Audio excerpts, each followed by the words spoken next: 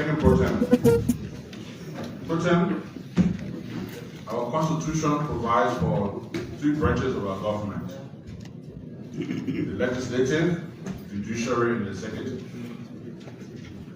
The legislative branch of the government, our constitution, is to provide oversight of the other branches of government. It's fast becoming a precedent that in the discharge of our duty to provide oversight, we are either insulted or accused by public officials. Not necessarily by the ordinary man in the street, but by officials of government. Months ago, a committee on foreign affairs invited the foreign minister here, and we have some concerns. Expressing those concerns, we talk about the misuse of diplomatic passport. People on aircraft displaying their diplomatic passport, putting on social media. And I was insulted by two officials of government. They were on the airwaves, they were in the papers, they insulted me for providing, for expressing my concern. I went on the talk show and I stated that I want this government to be a one-term government. It became a crime.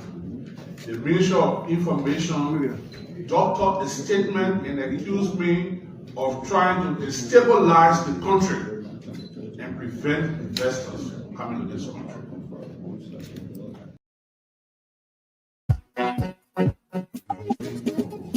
For expressing my concern. I went on the talk show and I stated that I want this government to be a one-term government. It became a crime. The Minister of Information dropped up a statement and accused me of trying to destabilize the country and prevent investors from coming to this country. I complained formally to the Senate, and the Senate leadership took cease of the matter, and I'm still looking forward to a resolution based on the discussion that I've held. Last session, I wrote a letter to this plenary that it is alleged that a gambling center has been opened at ELBC. The Director General of ELBC, in his response, went to the social media and ranged insult, this time not just on me, but even on the Senate. Questioning the Senate, insulting me, and went on.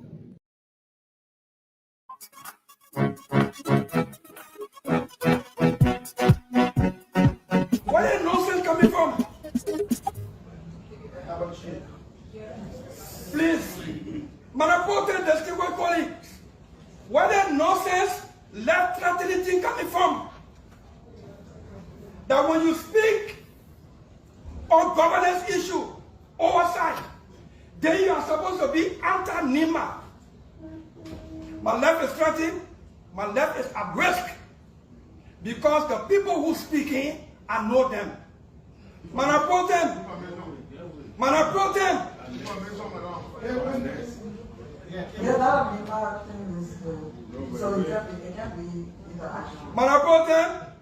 the Minister of Public Works must be brought before the Senate. The Minister of Labor, I want to make the case. If it makes sense, okay. If it doesn't, fine, I can live with it. The Minister of Labor did not go to his house to make a wild allegation to the effect that he was nominated by President Joseph Nyeman Boakai to be Minister of Justice. His nomination was formally communicated to the Senate in keeping with the law and the practice, and that our Darius Dillon, as senator, fought his nomination in the Senate until the president withdrew him. He did not say that in his living room. Madam President Pro Tempore, All of us in the Senate, in our Senate chat room, we have the video. The Minister of Labor, he is angered in our exercise of our oversight responsibility on the work permit issue, went to the government-funded, sanctioned press conference at the MICAT, Ministry of Information, where he said on video, live, that Senator Dillon is against the people for NEMA. It's the same way I'm targeting him because the president nominated him. He letter came here and I fought it until the president would do him. In our same press conference at the Ministry of Information, regular weekly press briefing, the Minister of Labor said that that's the same target I used to target Senator Chris Johnson, peace be to his ashes. And that's the same thing I'm doing to him for another NEMA person to die. But I told him, I'm not afraid, but my life is threatened.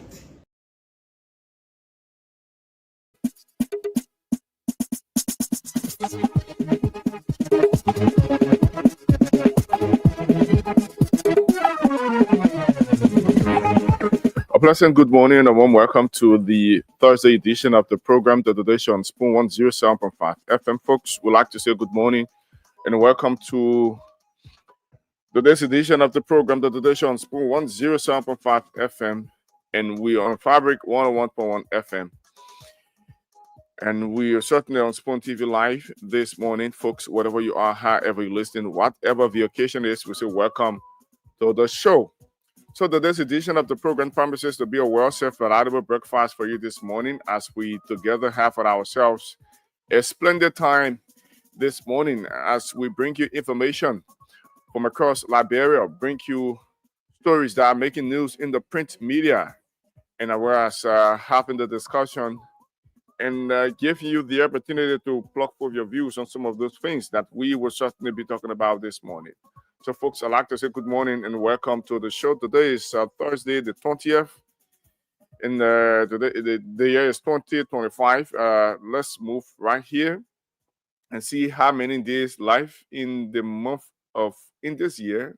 Yes, how many days? We have roughly about 41 days to go, roughly about 41 days to go. So, for those of you who are working on your resolutions, you have to double up because time waits for no man. Time is the most expensive commodity, and you have to know that time is very, very important. So make use of the time you have so that you achieve some of those things that you've been longing for. So we move on this morning. Yes, we certainly move on this morning. Our motivation for today says, the future belongs to those who believe in the beauty of their dreams. That is, you have to certainly work towards your dream.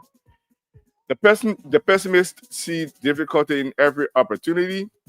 The optimist sees opportunity in every difficulty. So I'd like to urge you to be an optimist, to see opportunity in every difficulty. Do not look at the problem, look at ways around the problem so that you can triumph over whatsoever situation or obstacle that you have been confronted with.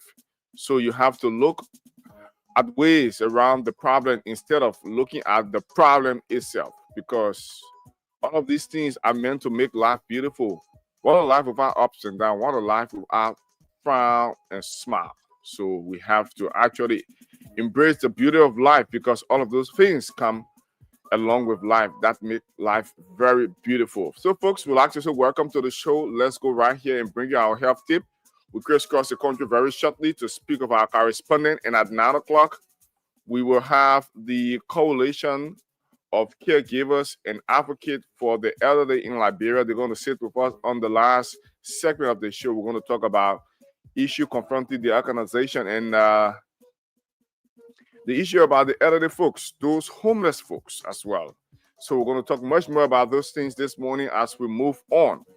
So let's go right here and see. For those of you who don't love to drink water, water is very important. Water is very, very, very much important. Start your day with water. Drink a glass of water first thing in the morning to rehydrate your body after hours of sleep. Drink a glass of water first thing in the morning to rehydrate your body after hours of sleep. It is certainly good to drink water. Drink consistently, not all at once.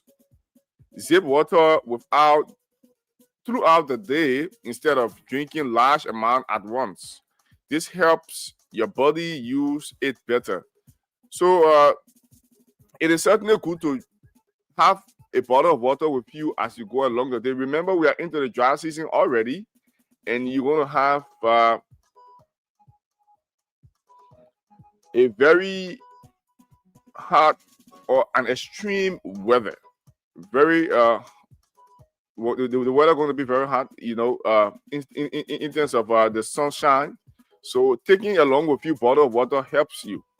So do not drink all at once. It is better that you sip as you go through. You sip instead of drinking all at once. But that helps the body to use the water better. So listen to your body. If you are thirsty, drink. Your body is already slightly dehydrated. Drink before this happens. So it is better to sip as you go on. Sip as you go on. Carry a bottle of water with you as you go along the day. For those of you who perhaps the plain water is boring for you, you can add some flavor to it. You can actually have some flavor to it. You have cucumber, you have mint, you have ginger, and all of those things. It encourages you to drink more without sugar. So drink water before meal. It is certainly good to drink at least 30 minutes before you eat or before eating. That can help digestion and prevent overeating. It is pretty well good to drink a glass of water at least 30 minutes before you eat. Limit sugar drink. Do not drink things that contain high level sugar. High level of sugar. So you have to limit. You have to limit those things that have high amount of sugar in it. All right, so these are things that you need to follow as you move on. It is important to drink water. Water is very important. Remember the common saying that says water is life. That is the real fact. Water is life. And in Liberia here, you only see many drinking when they are through with eating. No, you have to add water to your activities. Drink water because the body needs water. The body certainly needs water. So let's go to our weather report, and then we crisscross the country to speak of our correspondent. BBC weather report from Monrovia.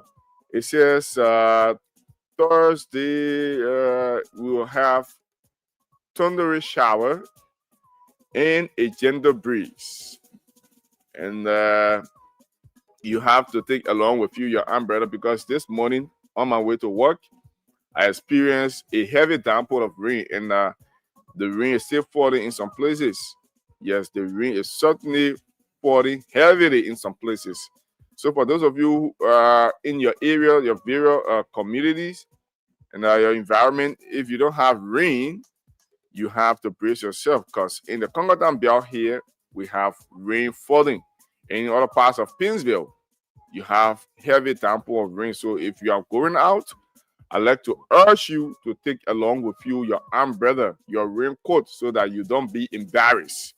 So, folks, that's it. We have to crisscross the country to speak of our correspondents, to know exactly what is going on in parts of Liberia. Today is the big money day, the jackpot day. Today is the jackpot day. For those of you who are lovers of the game, you can certainly go on. The amount to play with is just 200 Liberian dollars. 200 Liberian dollars qualifies you to play and make some cash for yourself. 200 Liberian dollars qualifies you to play and make some cash for yourself. So someone is asking, what is the code? The code remains the same. *799 *3 hash. *799 *3 hash. So with that, you stand a chance to win for yourself 10,000, 25,000, 15,000, and 50,000 Liberian dollars. These are cash that we have here on the stock for you this morning. As you play the game, the more you play, the better your chances of winning. So we'll go right here and speak with our correspondent. We'll go to Nimba County to speak with Victor Cooper. And then we go to Grand Bassa County to speak with King Brown. We'll go Guaporu County to speak with our Guaporu County correspondent, Solomon Tabler. And then we'll go to Lofa County to speak with Jeremiah Dubber. These are counties that we will certainly visit. So, folks, if you're just joining us, we'd like to say welcome to the show. This is the Today Show on Spoon 107.5 FM. And we are indeed here to give you information as those information unfold. So we move right here to that's Nimba County to speak of our Nimba County correspondent. We have on the line with us Victor Cooper from Nimba County. Good morning, Victor. How are you doing this morning? And how is Nimba County this morning?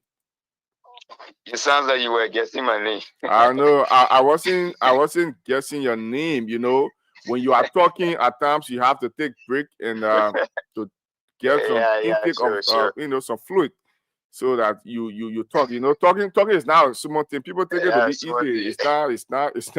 It's not easy as you see it. It is something that is very difficult, but we are trained for it, so we have to do it. So Victor, how's Nimba County this morning? And how things are going there in Nimba County?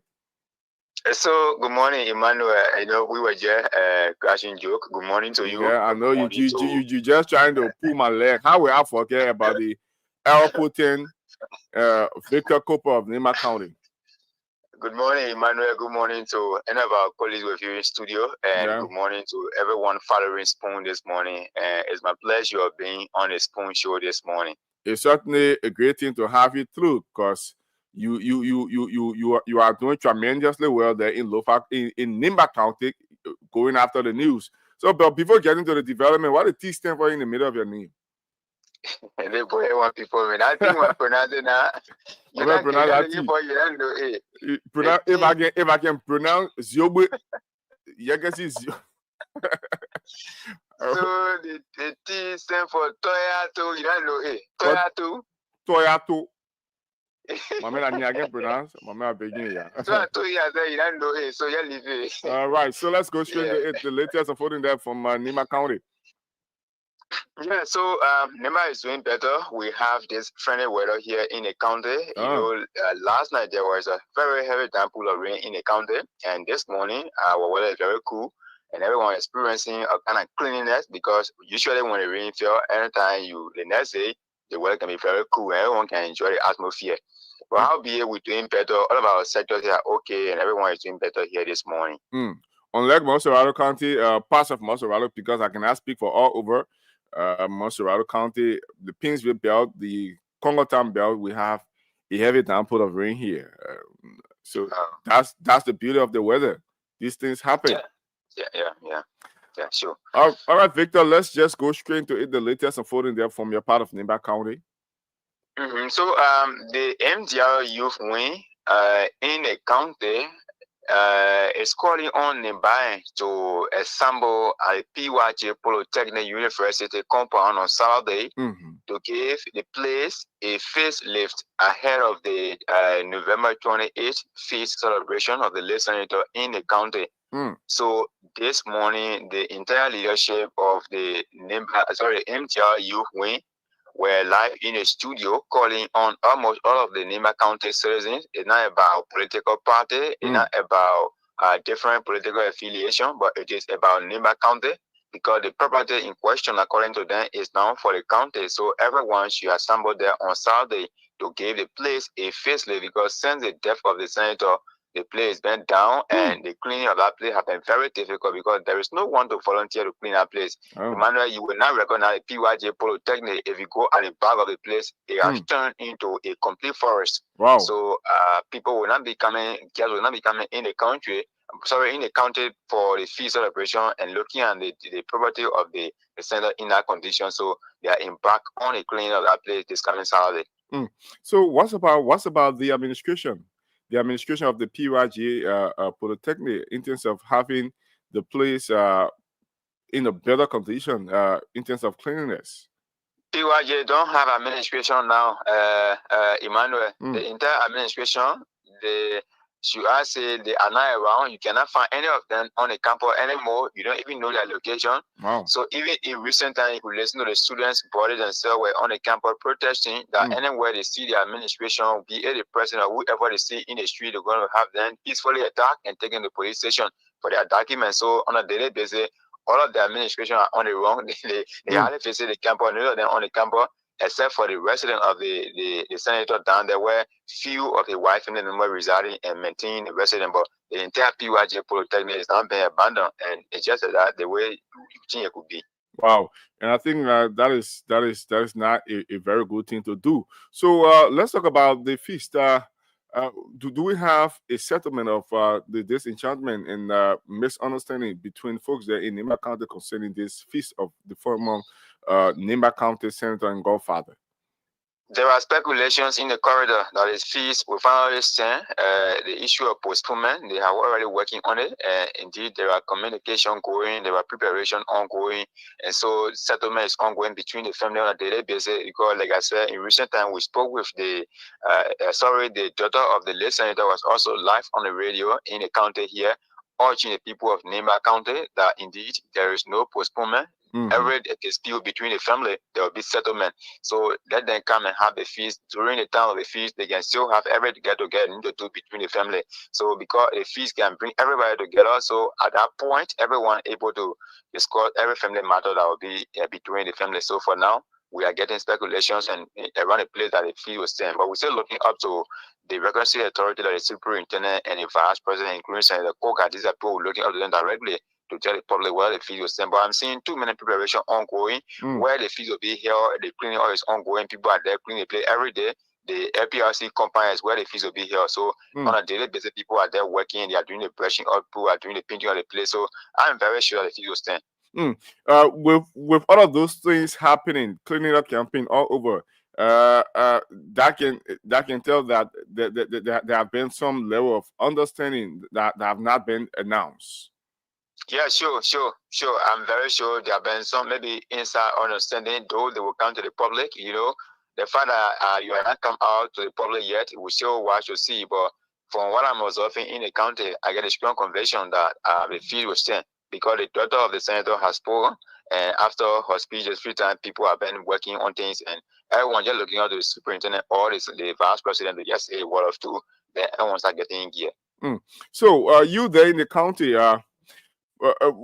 what is your thinking in terms of following the completion of this entire feast?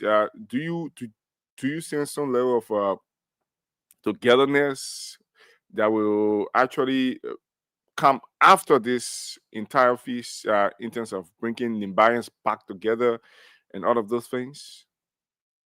Oh yeah, Emmanuel. The issue of togetherness already in the county. Nimba is one county that believes in their unity despite political affiliation, where people can take their side. You know, everyone want to show up when it comes to politics. So those things are all normal things that happen in the county. But Nimba has not been having a split. People have come here with money and dish it out to split the county. But the people have been united. They still stand with their unity.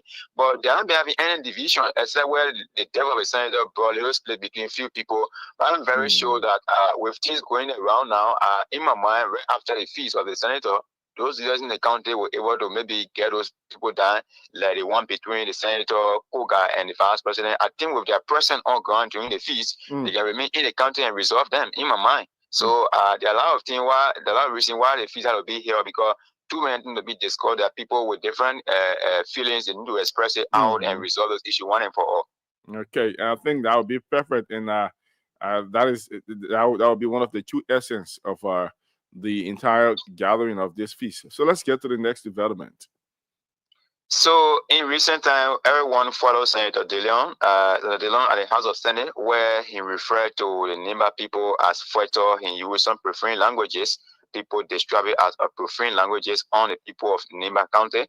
So Senator DeLeon's statement has not yet result in the county. There are several Nimba who are condemning the senator in the county, urging the Senate Pro Tem to invite Senator DeLong to take down his statement or to take his words back from the people of Nimba County. So Nimba County is peaceful. Nimba is no longer going to war this morning. In fact, from Monday up to present, several people are on the back of Senator DeLong in the county. Apparently, whether he can reach him, but they are on the back of him that he should retract his statement on the people of Nimba. The issue of plan area should not be discussed where you attack portional county. So there is no one in the county fighting war. Nimba is no longer going to war. So he been heavily condemned in the county, and there are people urging the Senate Pro Tem to ask Senator DeLong to take back his words from the people of Nimba. Wow. All right, so let's get to the last development quickly, and then we take leave of you because we don't have the luxury of time. You are right. Definitely, we don't have time. So the newly appointed Mines and Energy Minister, Richard Montana Getingban, just presented 3 motorbikes to traditional women in the county.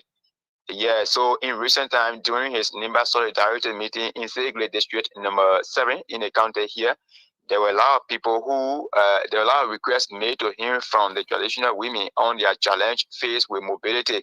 So on the basis of that, he made a promise to them that upon his confirmation, he's going to return to the women with at least few pieces of motorbike to be using. So yesterday, those motorbikes were donated to those women in the county to use it for their operation. They are all traditional women that need to be responding to 2 minute cases in the county. So they have been complaining that they don't have mobility, they don't have, they're not empowered when it comes to logistics. So on the basis of that, the minister was able to present 3 Safari brand new motorbikes to them yesterday in the county. Well, I think that's a very good move to have them moving from one angle to another angle in terms of settling dispute there in the county. Sure, exactly that's what he did. All right, thank you, Victor Cooper, for updating us with those reports. Hoping that we have you on tomorrow to bring up more reports from our Nimba County. By the grace of God, bro. All right. Victor Cooper is our man there in Nimba County, bringing us up to speed with those developments. Well, folks, this is the Today Show on Spoon 107.5 FM, and we are here. Let's go to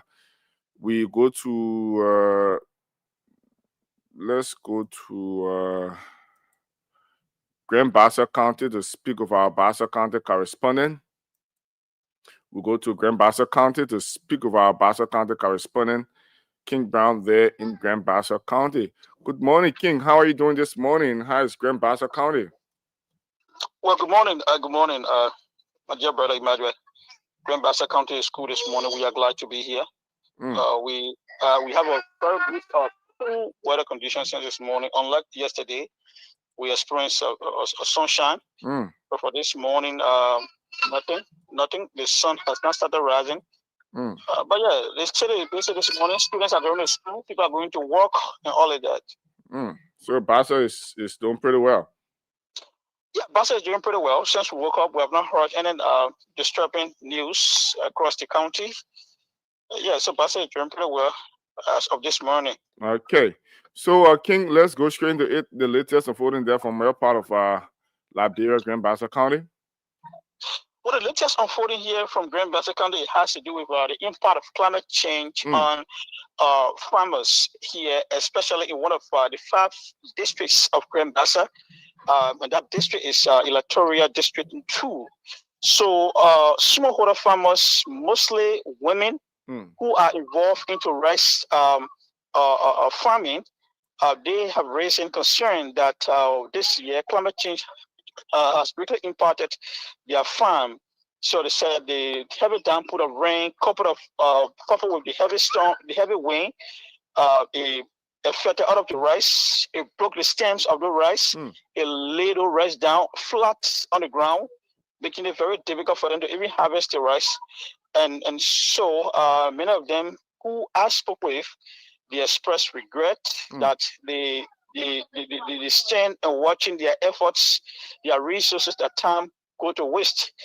So on the basis of that, they have been calling on the Ministry of Agriculture or the Ministry of Agriculture county coordinators or the regional coordinator to see how best they can step in and provide some sort of a support to them. That is support. They say they want the ministry to help them with the education, the knowledge, how to combat climate change or how to prevent their crops from being damaged by climate change.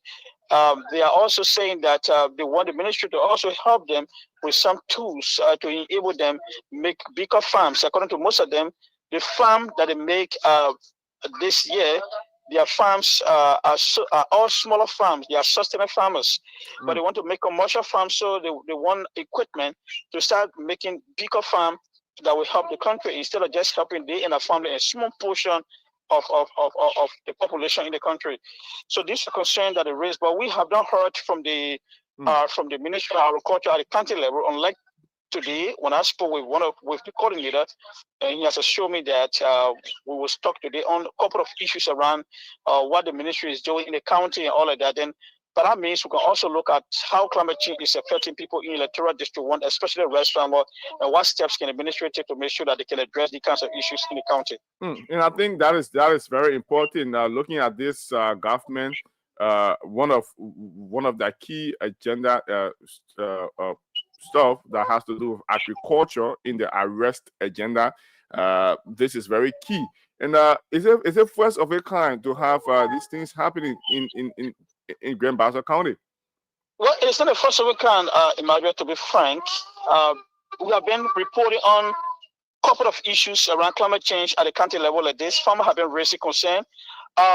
Just 2 years ago, I did a survey around the county in the 5 districts, because I was doing a story on how climate change is leading farmers to migration. And I went to the 5 electoral district, and I went on the ground to see for myself how climate change was really impacting farmers. And in my book of the farmers who I met and went to their farms, it was just so devastating. Some of them planted corn. The corn did not get ripe, or it was not full. The corn did not even produce. And then the entire corn started to get dry on the stem, started getting dry, the leaves all started getting dry. Some of them planted potato grain. The potato grain did not go anywhere. The leaves started folding. The whole started getting all in the leaves. Some of them planted watermelon. The watermelon did not even get full. It did not reach the full stage. It was still young on the ground, and it started getting rotten. Some of them planted peanuts. They said about 50 buckets of peanuts. And they planted those peanuts just to go harvest a peanut. All of them, you could not find a single peanut in the shelf, just an empty shelf. So these are things that farmers have been coping with. Some of them said that as a result of that, they are feeling so reluctant to even remain in the farming sector. They want to move to a different sector to see how they can help themselves. And these are things they say leading to deforestation, but most of them they are engaging into charcoal burning as an alternative route to sustain themselves. So it's happening across the country. It's happening across the country, not just the first of it. We've been reporting that there are farming cooperatives here that have been speaking out. That climate change is really making them to feel somehow about the sector. And you just touched on my next question that has to do with deforestation. Are folks heavily engaged in deforestation there in the county, cutting down trees, all of those things? Yes, people are here involved in deforestation. Most especially in the rural areas, the rural communities. The people who they normally bring charcoals and bring it to the urban area to sell. So as a result of that, in fact, in Bassa here, if you were to travel from here to go to electoral district 1 or any of the districts along the road, you will see not less than 50 to 60 bags of charcoal on the road, and they're just looking for buyers. So I just tell you the impact it has on the forest.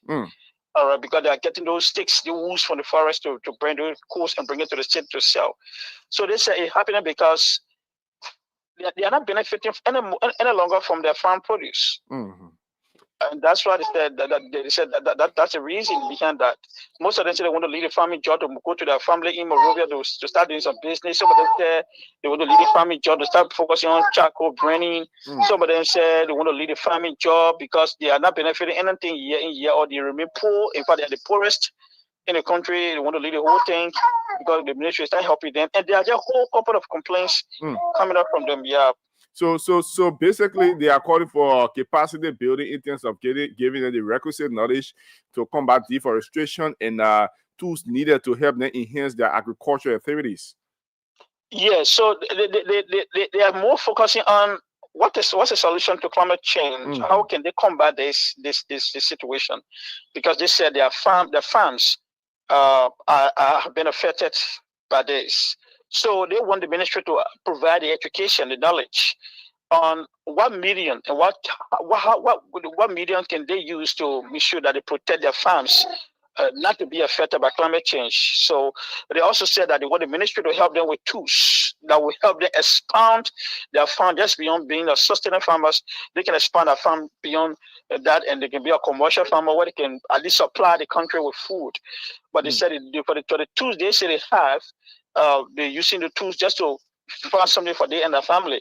So these are concerns that they raised. But in District 2, where the rice farmer talk about, the rice farm, they made out one day I saw the rice, all the rice stems are all on the ground. And the rice that did not get ripe, it did not get food, and they all started getting dry on the stems. Wow. That's a huge loss. That's how they describe it. And I think that is discouraging in terms of applying your effort and seeing those things happening. But following amidst all of these complaints, have we gotten any response from government institutions there in the county concerned with agriculture? Well, no government institution has said anything about this. Unlike today, a few minutes ago, I communicated with the county agriculture coordinator, and he has assured me that today we'll be meeting, because I told him I want to interview on the council to want to listen to what the ministry is doing about it, and what are the ministry plans in terms of addressing some of the issues at the county levels. So he said today we'll talk about that. You being on the ground, lastly, you being on the ground, seeing all of these things. If care is not taken in terms of deforestation, all of these things, what is your fear? Well, from what I'm observing, from if no intervention is made, the first thing that is that Liberia is going to be, though we are experiencing food insecurity, but Liberia that is going to get more severe on the country. All right, and probably we are going to be reflecting in international reports how Liberia is food insecure, because the people who should feed the country, they're the one complaining that they are the poorest. Those who feed the country, they can even sustain themselves before they will feed the country. So if no action is taken, you're going to have more people living from the farming areas, from agriculture. You're going to, young people will see their parents struggling and not benefiting anything. They too not like to be a farmer. They want to go to different thing else because they see what their parents are going through. And that is going to demotivate our people. Right now, if you're doing agriculture, when somebody they're doing agriculture, the first thing tell you you want to be a farmer. They know that agriculture got other area of specialization and other bigger areas. But they always see the farming portion that to be the entire thing, because they see people suffer. So that's a whole thing. But so action is taking legacy. Imagine we're going to experience a deforestation across the country. We're going to see that more farmers are going to migrate to urban areas just to seek a better livelihood. We're going to see that young people too will not be engaging more into farming activities. We're going to see it as a hard job, as a job that you do and you don't get paid.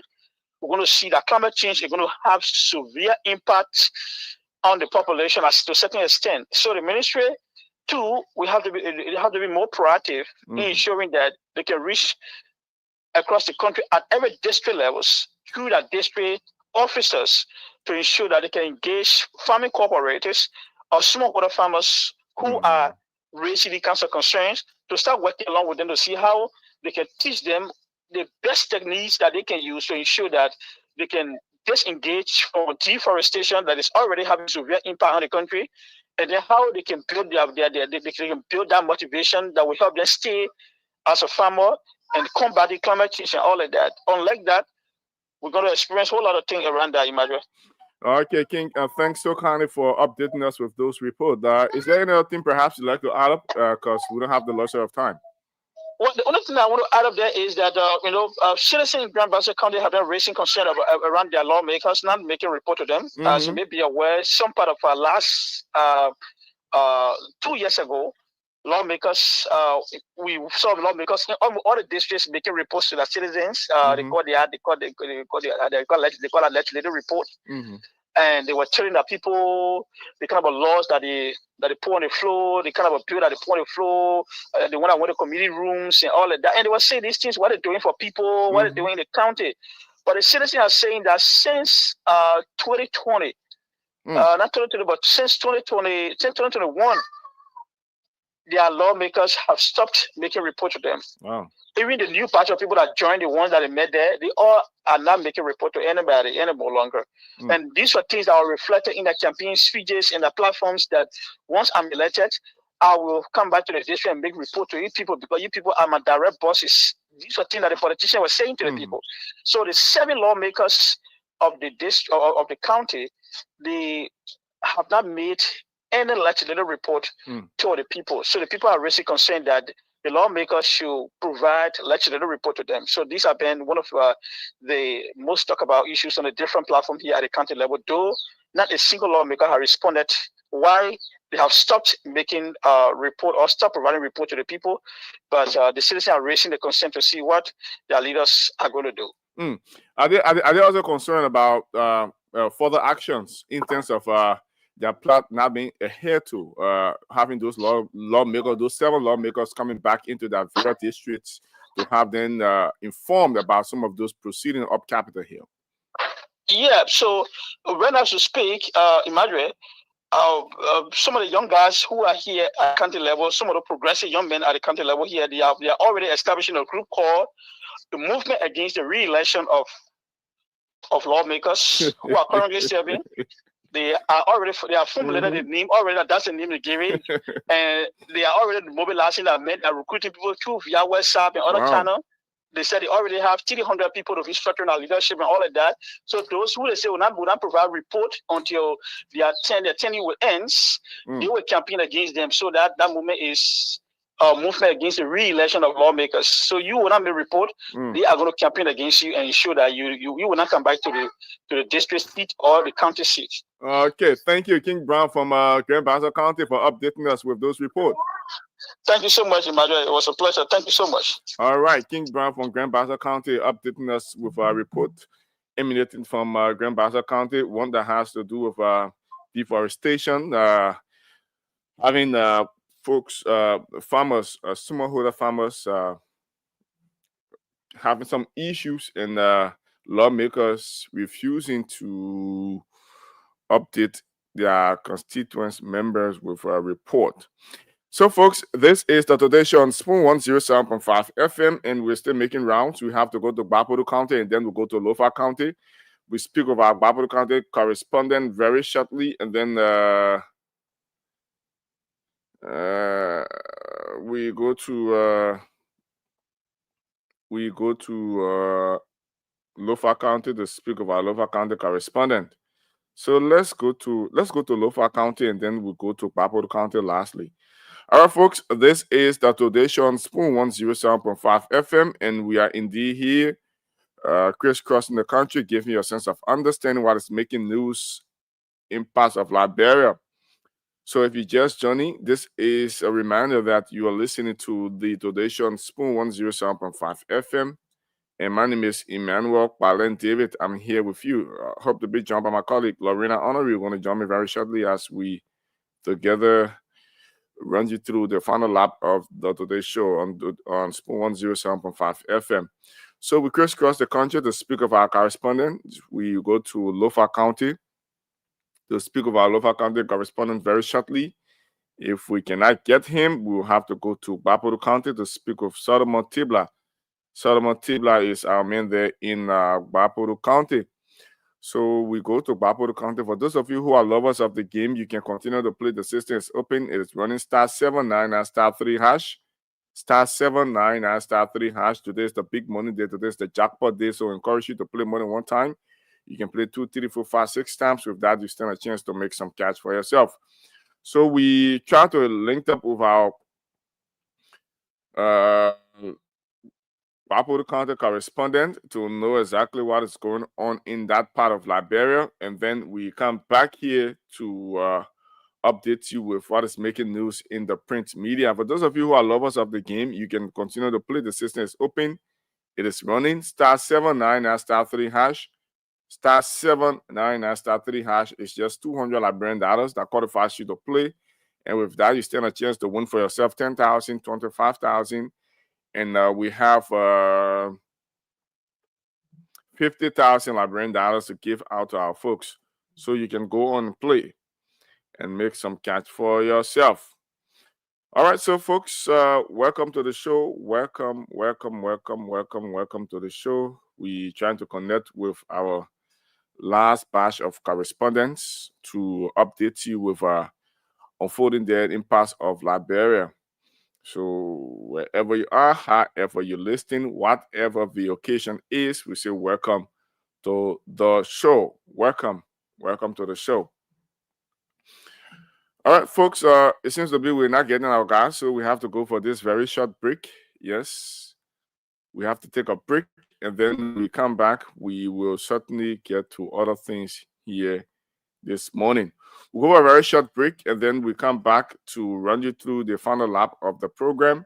We're going to crisscross the papers and give you a sense of understanding what is making news in the print media. And at the final portion of this program at 9 o'clock, we hope to have with us the guys from the Coalition of Caregivers and Advocates for the Elderly in Liberia. They're going to sit with us on the last portion of this show as we talk on some of those important issues that has to do with the organization and caregiving to elderly folks in Liberia. So we'll go for a very short break. Yes, let's go for this short break, and we'll be back very shortly.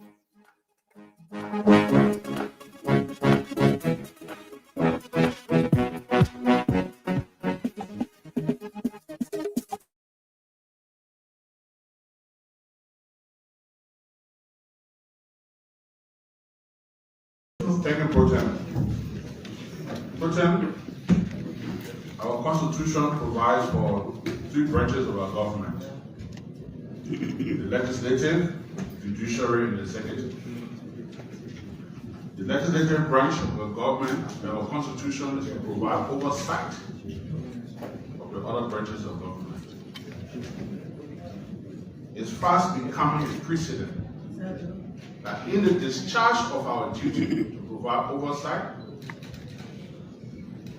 we are either insulted or accused by public officials. Not necessarily by the ordinary man in the street, but by officials of government. Months ago, a committee on foreign affairs invited the foreign minister here, and we have some concerns. Expressing those concerns, we talk about the misuse of diplomatic passport. We go on aircraft displaying the diplomatic passport, putting on social media. And I was insulted by 2 officials of government. They went on the airwaves, they went in the papers, they insulted me for expressing my concern. I went on a talk show and I stated that I want this government to be a one-term government. It became a crime. The Ministry of Information doctored a statement and accused me of trying to destabilize the country and prevent investors from coming to this country.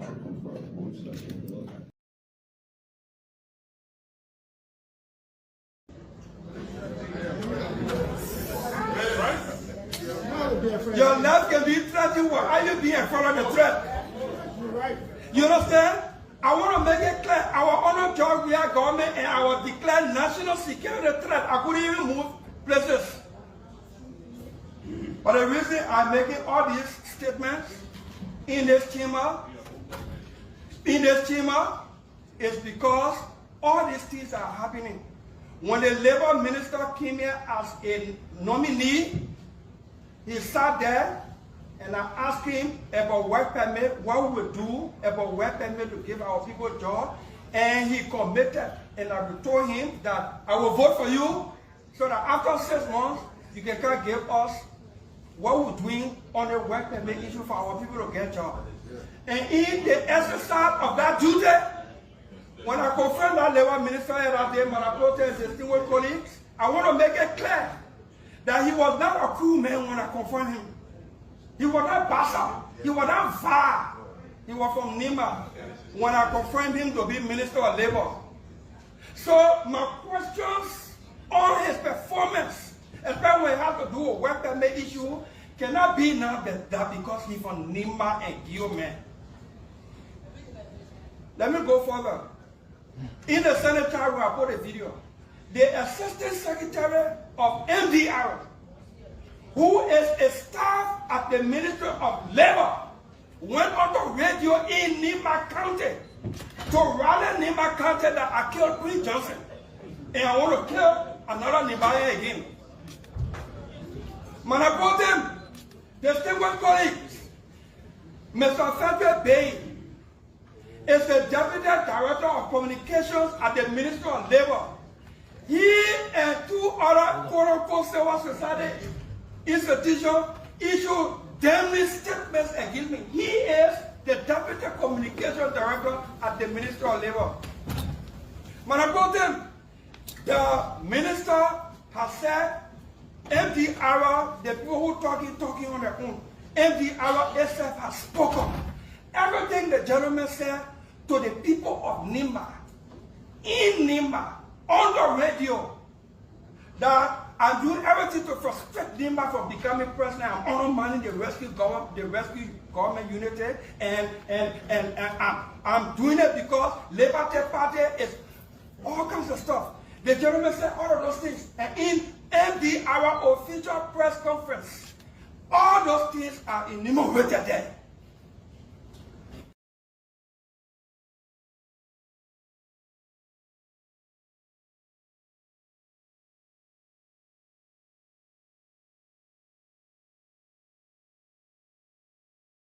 So, welcome to the show. It is actually 8 minutes pushing out 9 o'clock, and we are indeed here. So, at about this time, we rumble you through the papers, give you a sense of understanding what is making news in the print media. And at 9 o'clock, we hope to have with us our guest from the coalition of caregivers and advocates for the elderly. So we'll have those guys here. We'll have Momo Ebenda who sit with us as we move through. So let's get to the papers. The Front Page Africa newspaper is on the newsstands. Yes, the Front Page Africa newspaper is on the newsstand this morning. And story on the Front Page Africa newspaper, blatant lies and distorting fact. CMC political leader Ability fires back at Mui, denies collecting Bong County funds. I'm saying the picture of the CMC political leader, Representative Musa Ability, the political leader of Liberia's newest political party, is pushing back strongly against allegations that he collected funds belonging to the people of Bong County from China Union. The Nimba County lawmaker has issued a detailed response dismissing the claims as deliberate misinformation. The allegations were raised by Bong County Senator and Chairman of the Senate Committee on Ways, Means, Finance, and Budget, Prince K. Mui, who accused Ability and his company, Schmex Oil and Gas Company, of snuffing funds intended for Bong County from China Union. You want to get more of that story? You have to certainly get the Front Page Africa newspaper. Let's get to another story on the Front Page Africa newspaper. And new NTA buses expose deepening exclusion of persons with disability.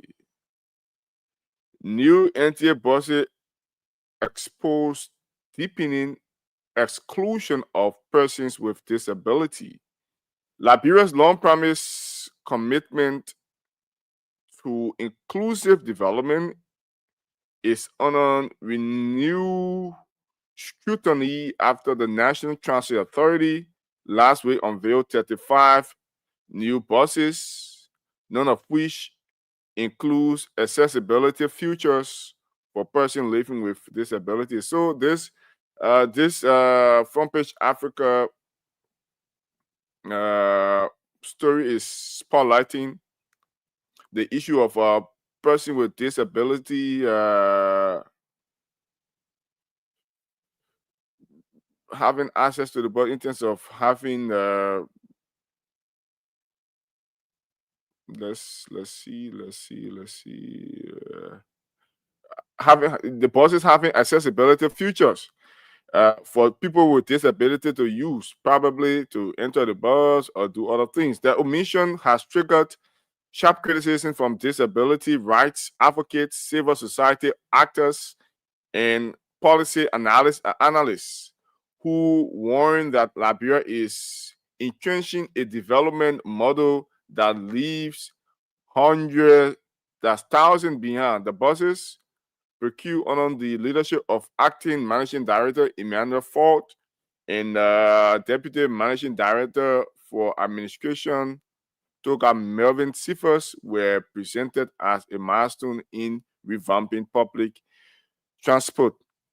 So this story is reporting that the accessibility of futures for disability people is those things are missing on the new buses, and the government initially spotlighted the issue of inclusion in development across all sectors in government. So let's get to another story right here. We don't have much time. We have to just chip in those stories and then we'll move forward. All right, let's move forward. Senator Conan critiques fiscal year 2026 budget, draft budget as public raises concern over NSA EPS spending outpacing major hospital and war crimes court office. And we'll move to other areas here. Let's get to the Liberian Investigator newspaper because we don't have much time. Liberia Senate endorses official who falsify credentials. The Liberia Senate on Tuesday confirmed Madam Fatima Bentu Salif as Deputy Minister for Unbound Affairs, despite her public admission that she provided false academic information during her initial confirmation hearing, raising new questions about the Senate's dedication to integrity and accountability in public service. 17 senators voted in favor of her confirmation, with only one dissenting, even after Salif acknowledged she misled lawmakers about her qualification.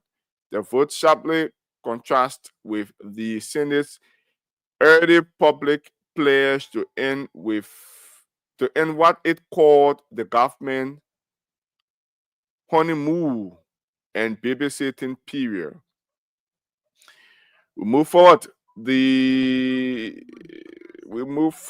We certainly move forward. We don't have much time here. We have a minute, so we just chip in on some of those stories. And let's go to Spoon Page. There is a story on Spoon Page. Let's get it quickly as we move on. LERC reviews LEC 2026-2028 tariff hike proposal at major public hearing. The Liberia Legislative Regulatory Commission has ended a major public hearing in Monrovia on a new tariff proposal from the Liberia Electricity Authority, that's corporation. The proposed tariff covering 2026 to 2028 include increases in new connection fees from $20 to $82 for single phase service and from $350 to $401 for three phase service. The hearing gathered stakeholders from across the energy sector to present views on the proposal. The commission said the exercise showed that the future of Liberia's power sector is a shared national responsibility. LERC reaffirmed its support for the national grid, the Liberia Electricity Corporation, and private operators, while restating Liberia's goal of reaching 75% electricity access by 2030, up from 32%. The chairman said the commission's work support the arrest agenda for inclusive development and stress that tariff decision will be based on evidence and public interest. We assure the public that all comments from the hearing will be reviewed and promise reliable electricity service during the dry season and beyond. I think this is a very good move to come up with a policy. You have to engage those who the policy will directly affect to have their views too. I think this is a very good move to have those people a part of this engagement to flag their views as well as we move forward. So we don't have much time here. We have to take a very short break as we get set to usher in our guests on the last segment of the program, the Today Show on Spoon 107.5 FM, and we are on Fabric 101.1 FM. Spoon TV Live. You can catch us on Spoon TV Live as you follow the show. So, folks, we take a very short break as we get set to usher in our guests and then move on. This is the Today Show on Spoon 107.5 FM. My name is Emmanuel David. Folks, wherever you are, however you're listening, whatever the occasion is, we say welcome. Let's go for this break. Next up, we have with us our guests.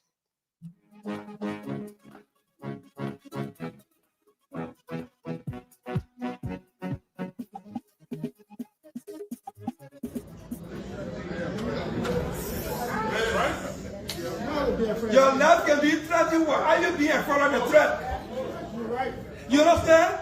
I want to make it clear. Our honor Georgia government and our declared national security threat. I couldn't even move places. But the reason I'm making all these statements in this chamber is because all these things are happening. When the labor minister came here as a nominee, he sat there and I asked him about work permit, what we would do about work permit to give our people a job. And he committed. And I told him that I will vote for you so that after 6 months, you can come give us what we're doing on the work permit issue for our people to get jobs. And in the exercise of that duty, when I confirmed that labor minister that day, my protest distinguished colleagues, I want to make it clear that he was not a cool man when I confirmed him. He was not Bassa. He was not VAR. He was from Nima when I confirmed him to be Minister of Labor. So my questions on his performance, especially when he has to do a work permit issue, cannot be now that because he's from Nima and Guillaume. Let me go further. In the Senate trial, I put a video. The Assistant Secretary of MDR, who is a staff at the Ministry of Labor, went on the radio in Nima County to rally Nima County that I killed Queen Johnson. And I want to kill another Nibaya again. Man, I brought them, distinguished colleagues, Mr. Frederick Bay is the Deputy Director of Communications at the Ministry of Labor. He and 2 other quote-unquote civil society institutions issued damning statements against me. He is the Deputy Communications Director at the Ministry of Labor. When I brought him, the minister has said, MDR, the people who talking on their own, MDR itself has spoken. Everything the gentleman said to the people of Nima, in Nima, on the radio, that I'm doing everything to frustrate Nima from becoming president. I'm undermining the rescue government unity, and I'm doing it because Labour Party is all kinds of stuff. The gentleman said all of those things, and in MDR official press conference, all those things are enumerated there.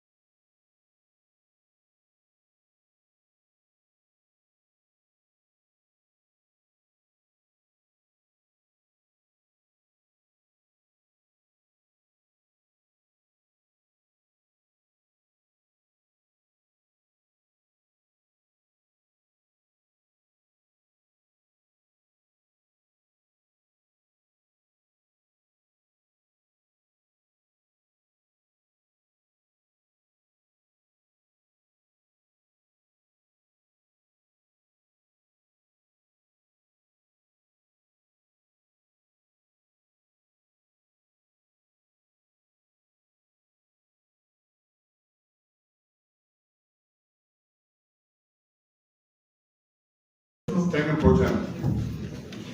Pro Tem, our Constitution provides for 3 branches of our government: the legislative, judiciary, and executive. The legislative branch of the government, our Constitution, is to provide oversight of the other branches of government.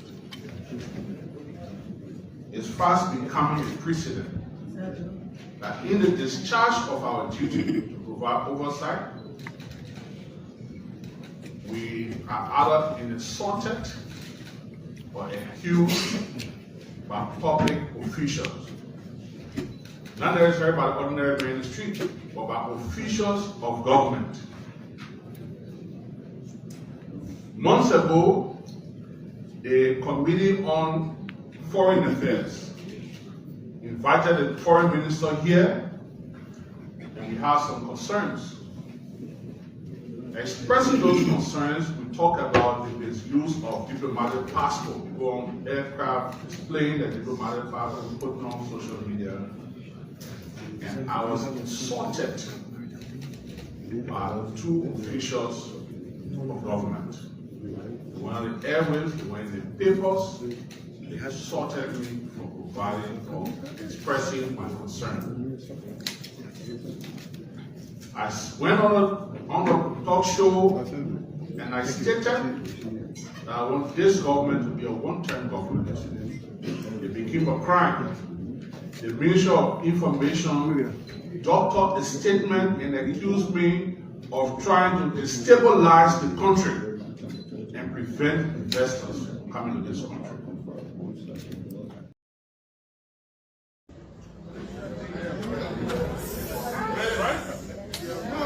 Your life can be threatened. Why are you being followed the threat?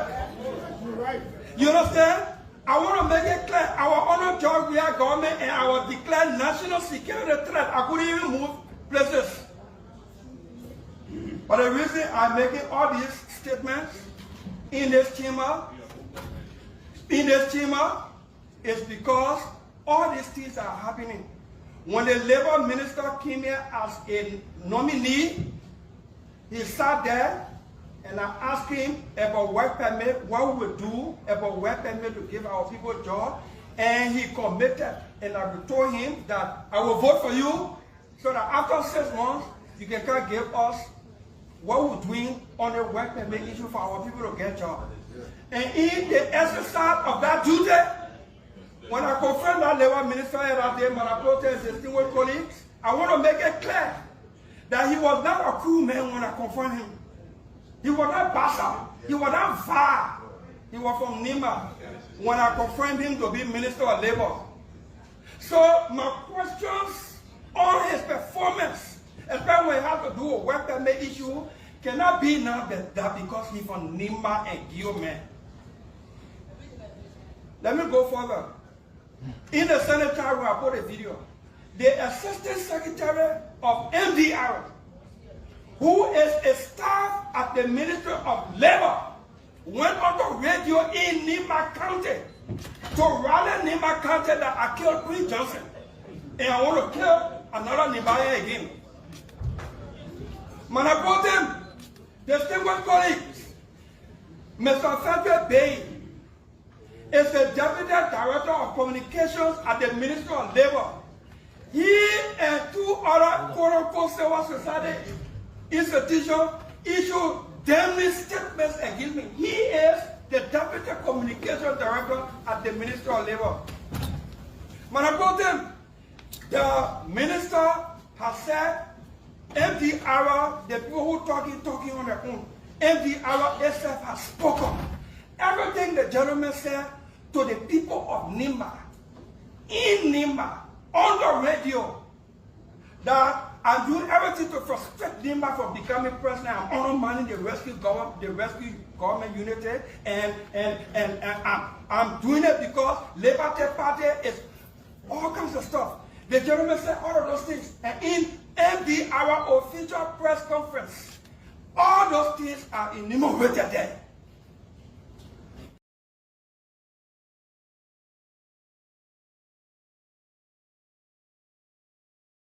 Thank you, Pro Tem. Pro Tem, Constitution provides for three branches of our government: the legislative, judiciary, and executive. The legislative branch of the government, our Constitution,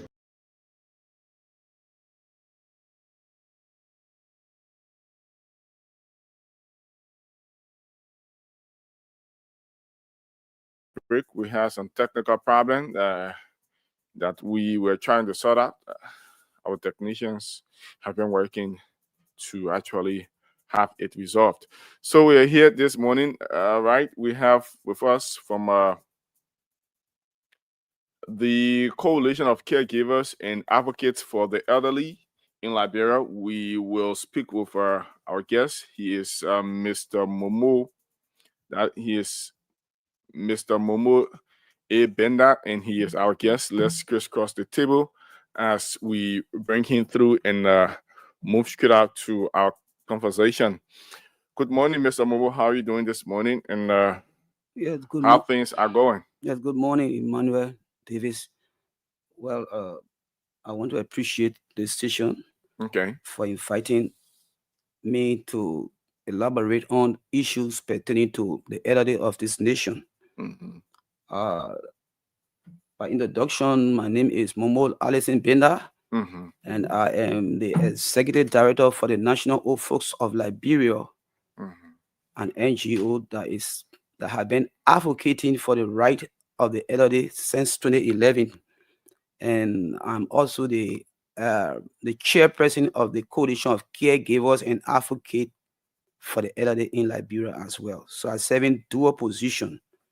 Yeah, and basically, our main you can just kind of close to the microphone so that we have you better. Yeah, basically, our main objective is to buttress our national government effort so that we can be on par with other countries that is in line with the SDG, the Sustainable Development Goal.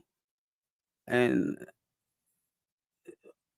it came a time I was at the UN in 2018 in July, and I was there on the you have to focus on the mark a little I was bit. there on the Open-Ended Working Group conference in July.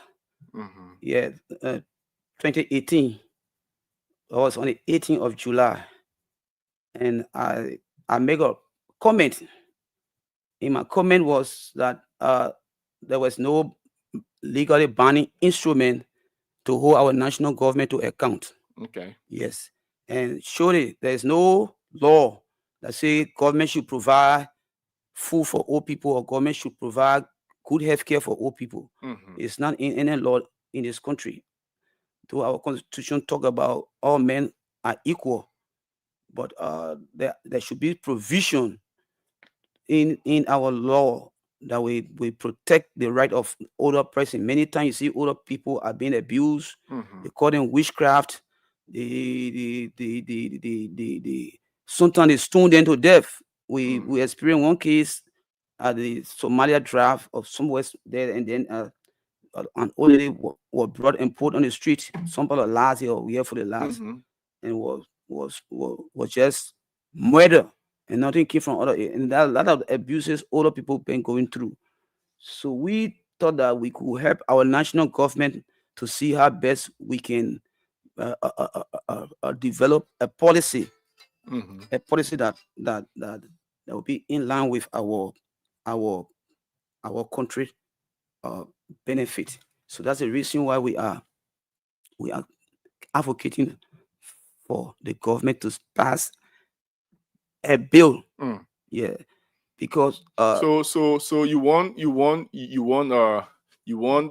organization want the government to have this legislated so that it be a binding thing from one government to another government, precisely to care for the elderly folks. Yeah, precisely, because every man born out of woman, you either die young or you get old. And every time you sleep, you ask God to give you long life. No one asks God to give you short life. So meaning that if you live a day, you are getting older. You don't know what will happen in the future. Some people who have all the riches overnight, it will just go down. Your horses will get burned, and something will happen. And we observe that this time around, children that we thought could be a help, they are not really taking care of the older ones. Before then, we should see that when you old, the children take care of you. You know, we had a particular system in place before the war. But since now, everything have changed. Everybody busy.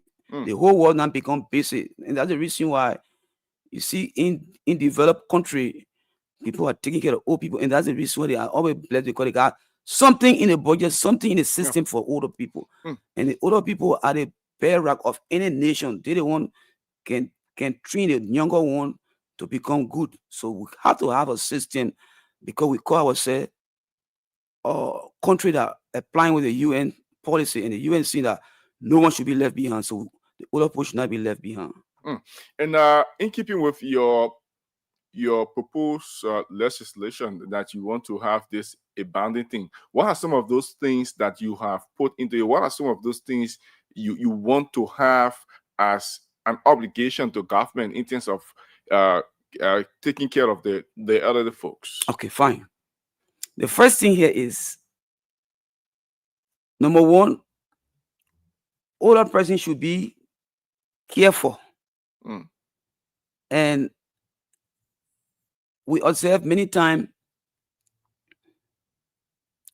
when you old and may go to the hospital and you don't have money, sometimes you don't get care. They say, oh, you must bring money. And not every older person has money. You understand? When you travel in developed country, you see that when you old, they put together you, you sick, they take care of you, they do things that we keep you living. And we don't want for older people to be a burden to any family member or to the nation. We also, in our bill, we also have provision that talk about healthcare, training for old people, exercise, and other good things that older people need to do to live longer and to be healthy. So those are things we are asking our government to pass into law, that older people should have similar right the other Liberian that have that are in the national budget. Like for example, the people with disability, they are in the national budget. The albinos, they are in the national budget. The children, they are in the national budget. Youth, different groups of Liberians are in the national budget, but the elderly, nothing is coming to the elderly of this community. We are just being vulnerable, no care. Look at the people at the farmhouse. We see them, you pity them. So we need to have that kind of a basic training for the old people, so that they can be able to understand and care for, so that they cannot be on the street, because older person being on the street is an international it's an abuse. Internationally, it's an abuse. They call it elder abuse. Going in the street begging. Older opponents will go on the street to beg. So we are asking our national government to see, especially the Senate, because that bill you saw in the paper, the 54th legislator, when I went to the States and I spoke at the UN about there were no banning instrument, and they asked me to come back to Liberia. I came and met all the caregivers. The coalition of caregivers was established 2014 during the Ebola. So when I met with the caregivers, I told them, I said, this is what we need to do to move forward. I crafted the petition, brought it, and we discussed it. We were able to send it to Honorable Richard Nangbe-Kun from District 11. He looked at the instrument and said, but this instrument is very good for the old people of this nation. It will also buttress national government efforts. So he was able to push it. And imagine from 2018, November 12th, I gave him that document. He worked on it along with the National Independent Human Rights Commission, worked on it, and then it was able to be passed 2021. Yeah. So from that time, since that bill been passed, it been in committee room with the Senate since 2021 or August 20. That bill was passed. That was performed by Honorable Richard Nangbe-Kun. He's speaker now. So that bill been there. We've been running after it. They said Honorable Senator Augustus G had the bill. I visited him with my team several times. So yeah, I have the bill. The bill will be put on the floor more than 8 months now.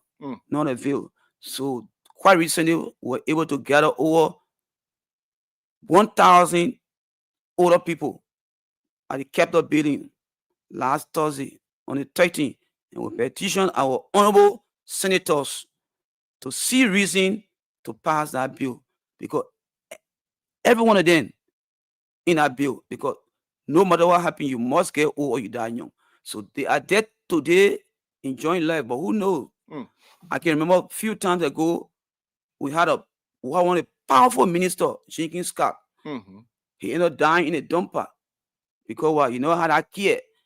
If there was some provision made, we have old folks whom that well up to date, people getting good treatment, people getting. But now Jenkins Scott, maybe he'll still be living. But look at our minister just died that kind of way. So we don't want those things to happen. It tarnishes the image of the country. It tarnishes the human right of the country. So we are asking our national government, the senators, to pass that bill and send it to the president. Let them establish the commission. The commission will be there to help, to help put programs together for the old people, train them, and other things will be done. That is in that particular bill. So if that is passed and the government adhere to all of your requests, you will have a body set to cater to the precisely, and you have a specific location where you will have folks old folks going for care. Precisely. Every provision in our particular instrument will be implemented gradually, but you cannot do these things without empowerment. Yes. So as institution that care for the elderly, we are appealing to our national government, we are appealing to the international community so that we can work in line with the policy. Because you can just kind of cut the phone off. We better have less than 5 more years to meet up with the 2030 agenda. And this government, being the arrest government that bringing in a policy that will empower everyone, so we don't want to be left behind. So that's the reason why. So before getting to my next question, were there reasons given by some legislators that could be a cause for the delay of this entire bill? Well, I cannot accuse anybody. You know, such a time, such a condition. I believe that everything that God wants to be done, it happen by time. God has his own time. I believe that this is the time that God wanted this bill to be passed and to be sent to the president. The president is waiting for this bill. Because I remember a few months ago, I met with the Minister of Gender, Minister proper at Gender, and she was telling me, say, she was with the president that day, and the president was talking about the elderly people. So she wanted to see me. I went there, and she said, Mr. Bennett, you have to work with me so that we can make sure that that bill and other things that need to be done for the elderly people be done. So we can always have meeting at the Ministry of Gender. The Ministry of Gender been partnering with us, and the Independent Human Rights Commission been partnering with us. Even the Ministry of Health, they are all in solidarity with this thing I'm talking about. They really want things to happen, because each time they hear about things happening in other countries, it trickle down to Liberia that we are not really moving fast. Other countries moving will still be, and so we are asking the government. We have better and less than 5 more years to meet up with the Sustainable Development Goal. So we are, as institutions, we don't want our government to be left behind, our country to be left behind. We want for everybody to be on the same boat. Quite recently, we are now on the UN permanent seat. You see that? So this alone will boost our morale. This coming April, we'll be going either to Geneva or to New York to go speak on the same UN convention. So if attention is not given to this, your petition to have a body responsible for the elderly, what is your fear? Then the government have not been able to meet up with the Sustainable Development Goal pillars, the 17 pillars that talk about social development and all that stuff. Because every country running ahead trying to see that they meet up with those goals. You cannot see part of the United Nations system. Imagine they just gave us a permanent seat. We now have we are now chairing, I think, the non-permanent seat of the United Nations as country. So all these things will also boost our morale. You understand? So for me, I'm not begging anybody to pass it, but remember, you are getting there gradually. But it's a mandate. It's a mandate that every country should be able to do what they agree upon. In 2000, we had a Millennium Development Goal, where country agrees, say, within 15 years time, we'll be able to build up and be able to do things for our people. In 2000 came, in 2015, it passed, and it established the Millennium Development Goal. We've been following all those steps. So it is now time that our government is hearing us, and this particular government, they can listen. That one thing I like, but then they can really listen. They always listen to their citizen plight and try to put things in place so the citizen can live better life. I can see the president facing road, facing this, agriculture. We are involved in it, so we are asking them to please pass that bill. It's not we are begging them on. It's a mandate. It's a mandate, international mandate, that every country should be part of that stuff. And taking a keen look back at some of those things that I see during the course of the day, seeing elderly folks at various junctions begging for that daily meal and all of those things. Those homeless elderly folks, do you have a number? Have you done a statistic of some of those folks to know, to get an understanding of how many they are? Well, we did the statistic. I'm talking about the homeless one. I'm not talking about those who are old and at home. Probably you have people. Maybe they don't want their parents to be home. They want to take their parents to the old folks, because these are things that happen in the West. Because of business schedule and other things, some people would not like that parents will be just home like that. They would like to take their parents. But I'm talking about those homeless folks, those who do not have someone to take care of them. Do you have a sense of understanding? Yes, we started doing a survey in 2012-14 by ourselves, but it's difficult when you don't have the financial capacity. You don't have the. We have been doing it as individual organization, going around to collect data, but it's very tedious. If you don't have the capacity, you can win. So the statistic we collected, we have it. We can share with you, but it's not attentive. We need to do more. We want to go in other areas. In rural Liberia. It's not only Mosorado, because we collected numbers of information in Mosorado. Just last year, we conducted a caregiving program. We're expecting 25 to 50 persons in collaboration with the Ministry of Gender. Mhm. And then that particular day, over 100% came there to understand that training. Ministry of Gender been a very good partner to us. So if that bill passes, we'll be working with the Ministry of Health, the NAPSCO, and also the Ministry of Finance, and the caregivers will be able to. The caregivers will be full pricing as committee chair to work along with the government to see that they put things in place. Every 1,000 miles, you must start from 1 mile. So that's how things will go until things can improve for the other people. We want to collect data in the 15 countries, but we need the capacity building. That is logistic. We need training. We got international. Are you also engaging international partners?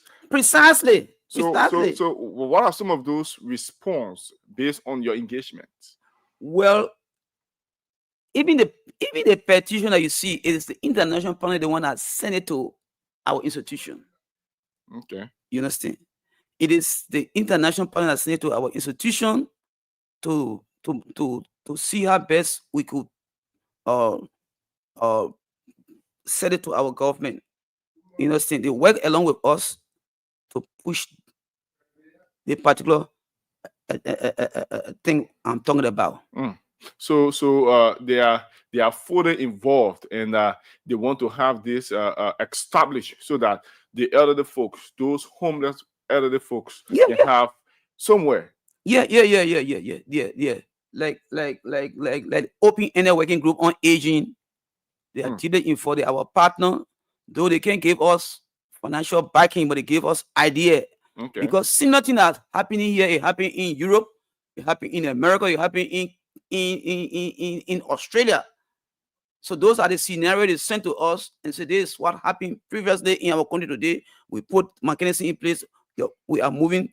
We are taking care of people. So you go through the same process. And that's the reason why this petition was developed and sent to our government to see how we can work things out so we can be able to meet up with the policy. International. And I think that is a very good thing to do. Taking care of the elderly folks, it is very important. So how soon do you expect this to happen in terms of your engagement? Well, we expect for the Senate, since they are now sitting, we gave them our petition on the 13th, and they followed up yesterday, and I was told that the petition was turned over to the protein. Yeah. So we are asking our dynamic protein, our daughter, our niece, to place that particular bill on the floor maybe today and see how best they can work on it and let it be passed. They build it for everyone, for every Liberian. So they're not saying that they should delay with it. I don't have to be commissioner, but I can be an advisor to the commissioner to give them some understanding on, and we can work together. But let the bill be passed. If for every Liberian that born out of woman, yeah, we will be gone, but that particular policy will remain. Like, bro, not built in up one day or by one person, or built by everybody. So we have to play our part. So that's the reason why that bill is being sent. So it's not something that we are looking for a job and we are looking for money from anybody. No, we just want things to be done so we can be part of the international community. So looking at the Coalition for Caregivers and Advocates for the Elderly Folks, I think your engagement is a very commendable one. But outside of your petition for this thing to be legislated, to have it passing on from one government to another, what are you engaged in order to help those folks, homeless folks that are out there on the street? Okay, for my institution, the National Office of Liberia. Okay. Quite recently, I was with the Ministry of Agriculture. And when I started the program, I started with agriculture for the National Old Folks Perspective. So I registered with the Ministry of Agriculture when they were on the Somalia draft, Mhm. and they gave me they gave me their starter, their certificate, and started the farm in Swemeka. The idea was to empower older farmers, to teach them the persistent farming is not really doing well. Go you so to teach them a good way of farming, maybe mechanized farming in the future when we have missionary and thing to work on food farms. So those are the engagement I was on, and then time came, there were no support. I left it. So quite recently, the minister and myself spoke, Minister Williams. He said, "But we could be your help." But the area you talk about, you had a farm. It is for yourself. I said, "No, it's for family member. They give it to me to work." He said, "No, you have to have land for the organization." So we're able to acquire land in Mangibi, up to 10 acres to start with for now. We pay for it. We got a deed, provided everything. So we want. I'm waiting for them to call me so we can start something. So we want to empower the old people that are doing farming to put it into cooperative. Then have people to train them on the various, like the Ministry of Agriculture got train our old people in this agriculture program that they are developing, so we can be part of the. Because we don't want to be breading in line with your National Old Folks of Liberia. What is the age range that is between 65 and above? 65 and above. Yeah. So your National Old Folks of Liberia, the organization is quite engaged in giving back to old folks. Precisely. Yes. We are in. So for how long you've been engaged into this? Since 2011, and the coalition was established 2014 during Ebola. So it is our institution that gave birth to the coalition, and the coalition now I'm the head as well. Wow.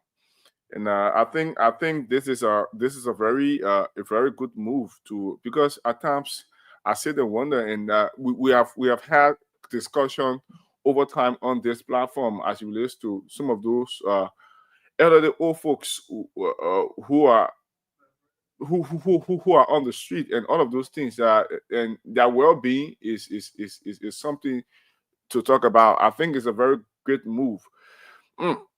So have you received some support as it relates to the National Old Folks of Liberia? Have you received some support rather from other international partner? I'm not talking about the coalition now. I'm talking about your organization, the National Old Folks. Well, one thing, I'm accredited with the UN. Okay. I have an ECOSOC starter, so I can attend all conferences globally. I can send my staff, those who are working with me, volunteer staff, to attend the conferences, to come back home and make an impact. So for the support, like 2 years ago, I was able to implement small grant. Okay. Between $600 just to carry on layer awareness. $600. Yeah, $600. Yeah, $600 a pound. 600 pounds. Yeah, from the Help Age International. Okay. In collaboration with the. What was that intended for? It was for an awareness on the Age Will Right. I had a program, Age Will Right campaign. I have it twice. I have it 2020 and 2023. Okay. Yeah, I have that Age Will Right campaign, and bought some food and gave to old people in communities. Many times I do these things, but that's not sufficient. It's not sufficient. The main thing we want for old people to be independent, to be able to do something for themselves. Maybe training, and some of them graduated from high school way back, and they're not in school now. They are getting old, and they are in his 60, 70. They don't know computer. Want to teach them so they can be able to do something. Because when you keep the person mind busy, they live longer. You see, but the person be so boring, nobody to take care of them, nobody talking for them, it become problem. So we find the strategies that we see other people carry on in their country. We go and learn and come back to train our people so that we cannot be a burden to the society. Let us be a support to the society, pay back to the society. That's the reason why the program is established.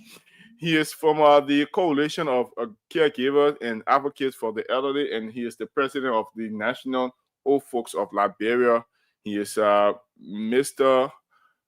Momo A. Benda. He is with us, and we are talking about issues confronting the old folks of Liberia and his petition to the National Legislature to establish a home for the old folks, to have a legislation that will focus on giving care to old folks. That will be from one government to another government. And he's talking about all of those things that are concerned with caregiving. So we're here right now. The time check is exactly 60 minutes up to 10 o'clock. At 10 o'clock, we pack our bags and leave the studio. So at this time, we take your calls. If you have a question or a concern you would like to ask Mr. Benda, the lines are open 0777-771075, 055-101075 are the numbers to call. This is the Today Show on Spoon 107.5 FM. We have the guys from the Coalition of Caregivers and Advocates of the Elderly. So let's go right here and pick up our very first caller on the line. Good morning. You're live. What is your name and where are you calling us from? Good morning, Mr. Bernard on the studio. Good morning, Emmanuel Davis. I'm joining from the west part of Abidjan this morning. VGC. Okay. I want to comment on your seal. First of all, yesterday I was just driving in Togo and border. Your seal, I don't know what exactly happened with that seal. You cannot give the panelists to talk. You understand? Oh yeah. Sim. We are discussing something outside of that. We are talking about caregiving. We have a team here from the Coalition of Caregivers and Advocates for the Elderly. So we are talking about issue confronting the organization. So I think it will be better we have that discussion on another day. Thank you. 077771075, 055-101075 are the numbers to call. 077771075, 055-101075. We have the Coalition of Caregivers and Advocates for the Elderly, and the president of the National Old Folks of Liberia, Mr. Benda, is here with us on the last portion of the show, and we are talking about issue that the organization is confronted with, and that is concerned with caregiving as well. So the numbers to call 077771075, 055-101075. These are the numbers to call. 077771075, 055-101075. These are the numbers to call. All right, folks, we're here this morning. Let's move back to our guests. We don't have the luxury of time. And is there anything perhaps you'd like to add up? Well, I want to call on our president, President Joseph Newman Boakai.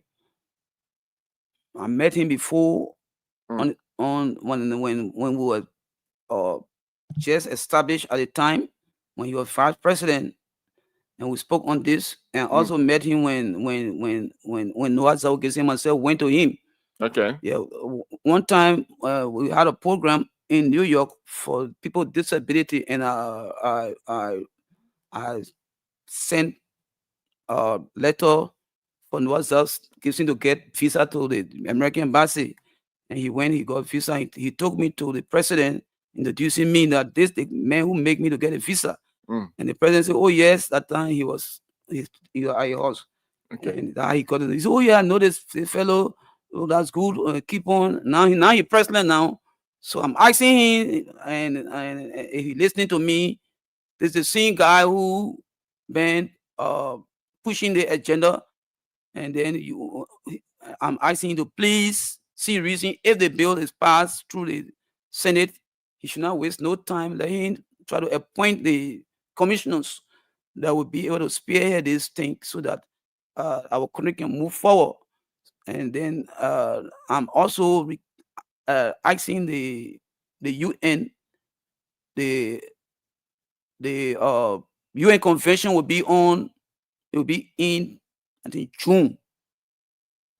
Yeah, UN convention, it can always start June, July.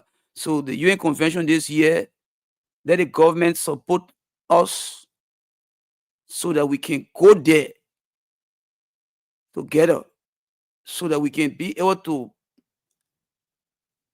articulate our view to our colleagues, so they can be able to pass the UN convention on the right of all pressing.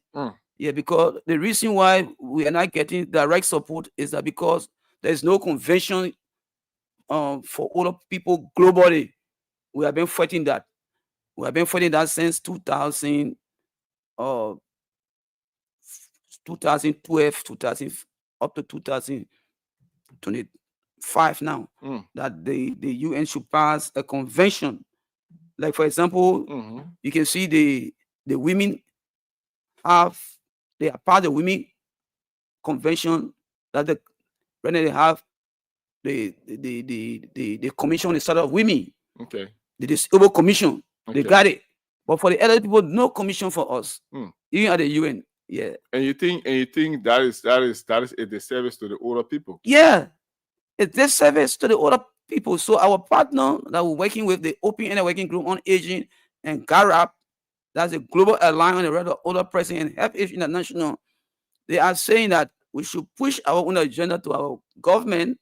So it should be done locally first, and then you extend. No, it is done. It has been done globally, and we too got to be pushing our own side too. Okay. That's how they're doing in other countries. Yeah, other countries that. So that with all of those engagement, your plan could be given an attention. Exactly. So if the bill pass and the UN convention pass, we're not depending only on government to give us all the support, but we'll be getting support from the UN. That's how it works. You see the women in high gear, they're getting support from the UN. They're getting projects from the UN women. Understand? And I think all of these things that you are talking about, especially at the level of the UN, you need some strong team to help lobby to get the attention of the folks who are responsible. Yeah. Things are. Yeah. As soon as the petition was given, I sent in all the report. They were so happy. They said, "Oh, we're getting there." They were very happy. They said, "Oh, we're getting there," because they're too pushing for the UN convention for the older people globally. They had the first one, they had the last one in Geneva. We're sort of be there, but the Ministry of Gender was sort of go with us and to set up the team. I think the minister, they start telling me, "Oh, we got that kind of bureaucracy." The minister didn't understand, but they don't want you to grab the concept. So, but then we made mistake. This time around, we all want to go together. We all want to go and push the agenda for the UN convention to pass. These are things that are happening globally. But Liberia is behind time. Liberia is behind time on many things. So when you go to the UN, when I go to the UN, I can not share it here because I will see that all empty. Nobody really pushing our agenda. But go to Ghana, you see the Ghanaian, the Nigerian, they're pushing. You see the people pushing their agenda on the floor at the UN and other places.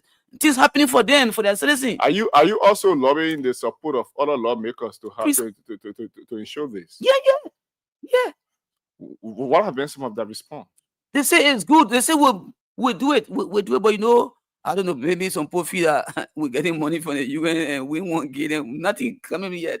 No, nothing coming yet.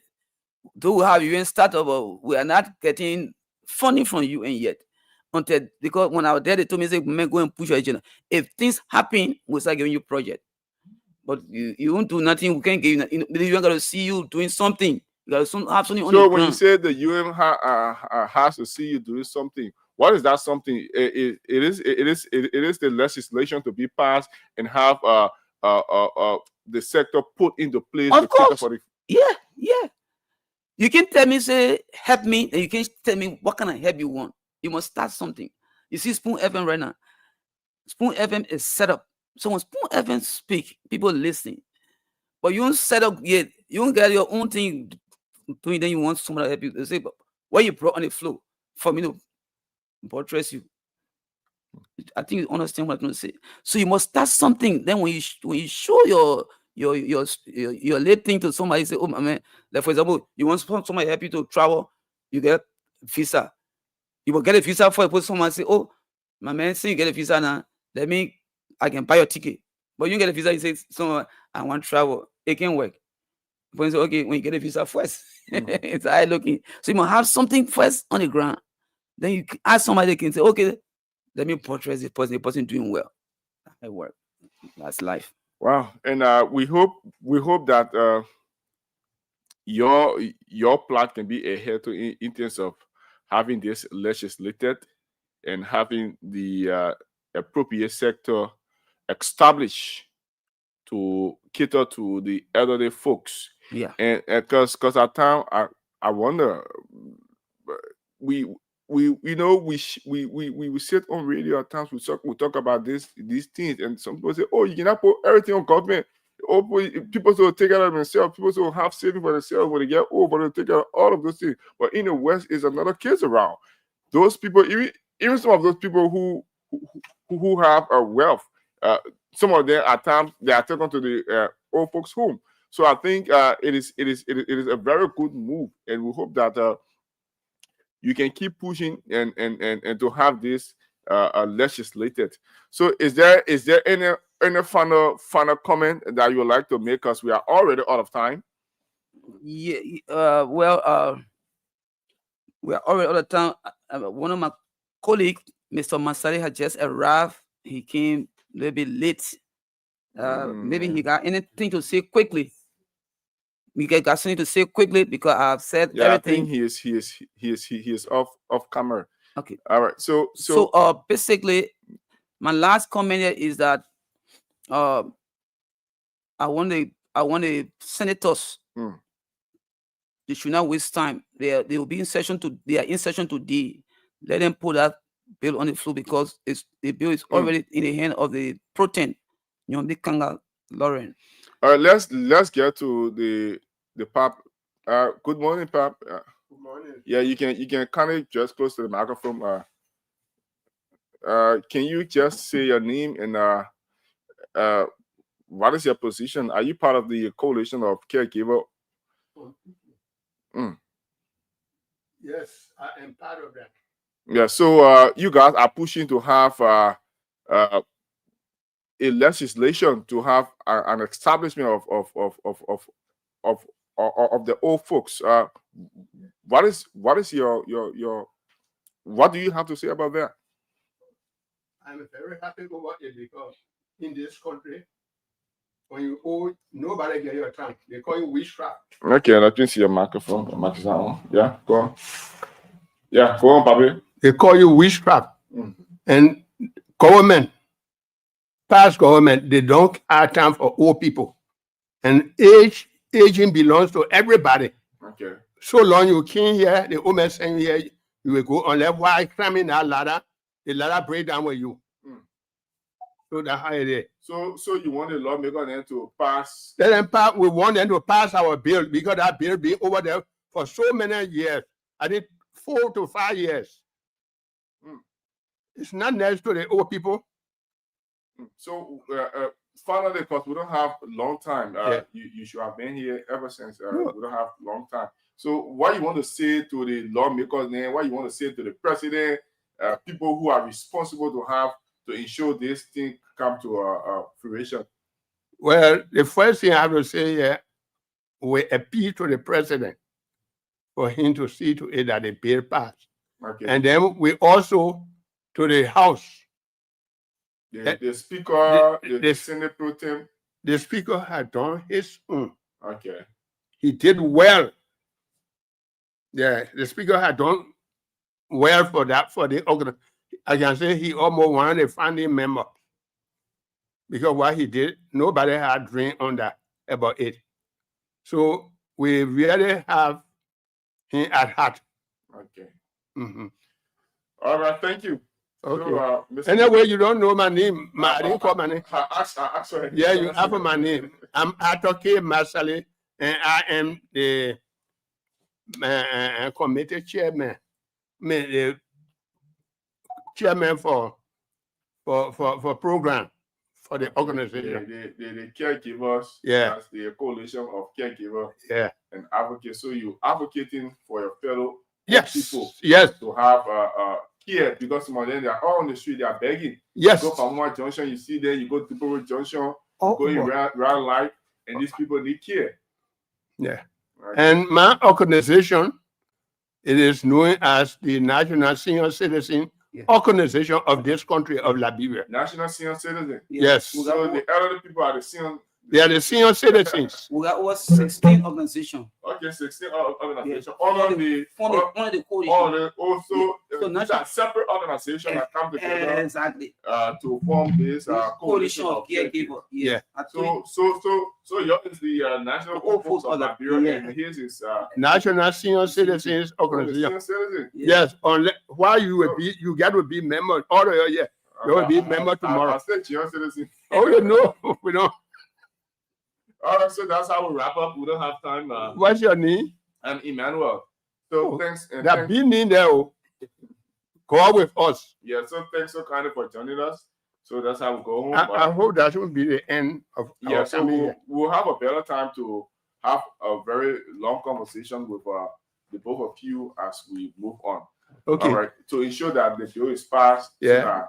so that the government can focus on the elderly people. Yeah.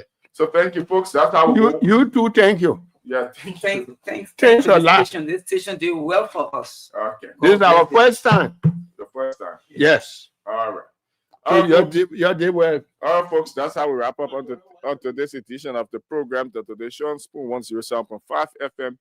The show comes on tomorrow, at which time we're going to be here for another splendid edition of the program. My name is Emmanuel David. Do have for yourself a God bless day and enjoy the rest of our programs and our broadcast. Bye-bye.